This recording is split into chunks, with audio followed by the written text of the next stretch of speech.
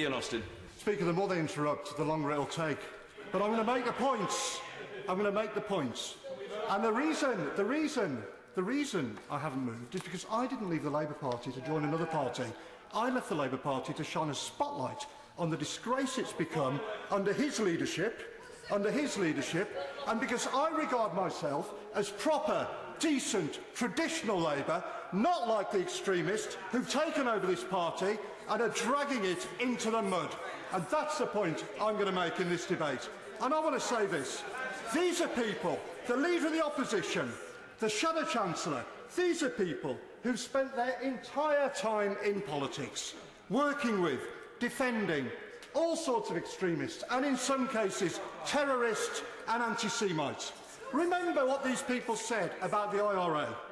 It might be ancient history to the Labour Party's new young recruits, but many people will never forget how they supported terrorists responsible for horrific carnage in a brutal civil war that saw people blown up in pubs, hotels and shopping centres. A few weeks after the IRA blew up a hotel in Brighton, murdered 5 people at the Tory party conference, the Leader of the Opposition invited 2 suspected IRA terrorists to Parliament. When the man responsible for planting that bomb was put on trial, he protested outside the court. The Shadow Chancellor said that, quote, those people involved in the armed struggle, people he said had used, quote, bombs and bullets, should be honoured. And they have the brass neck to lecture anybody about the rule of law. What a disgrace. Let me tell you this. Point of order, Graham Davis.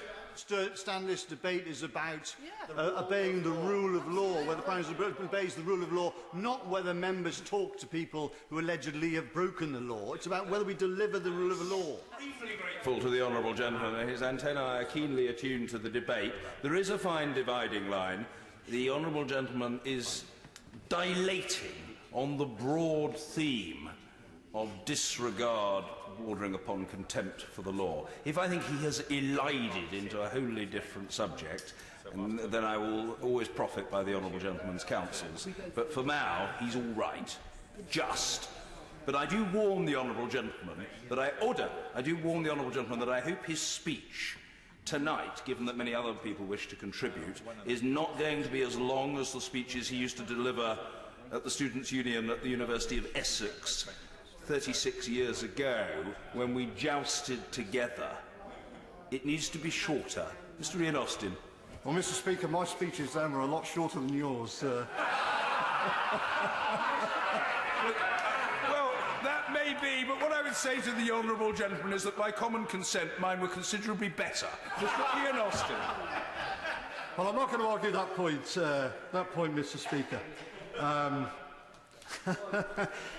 But look, this is a debate about whether politicians can be trusted to obey the rule of law. And there's not a single Labour figure in the past, not a single one, who would have backed violent street protest, as the Shadow Chancellor did, when he called for, quote, insurrection to bring down the government, or praised rioters who he said had kicked the SHIT out of